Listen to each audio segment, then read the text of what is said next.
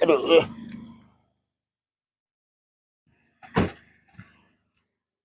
Okey, sahabat-sahabat. Sahabat-sahabat dapat tengok sekarang ni saya berada di jalan yang belum siap, di mana jalan ini jalan menuju ke Kampung Gusai daripada Bandar Jerantut menuju ke Kampung Gusai. Daripada jalan ini lebih kurang 10 km daripada jalan ini menghala ke Kampung Gusai.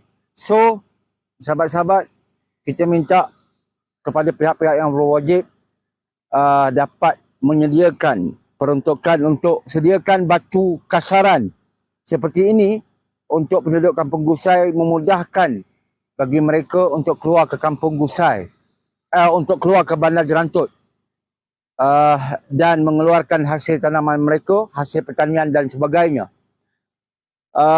Kerana baru-baru ini dan saya mengalami beberapa kali risiko di mana jalan yang agak sukar untuk ke Bandar Jerantut. Sahabat-sahabat Jadi kita minta pihak-pihak yang berwajib dapat menyediakan batu kasaran untuk penduduk Kampung Gusai untuk keluar ke Bandar Jerantut, memudahkan lagi sementara menunggu projek kerajaan di masa akan datang. Tak tahu bila tahunnya dan bila waktunya.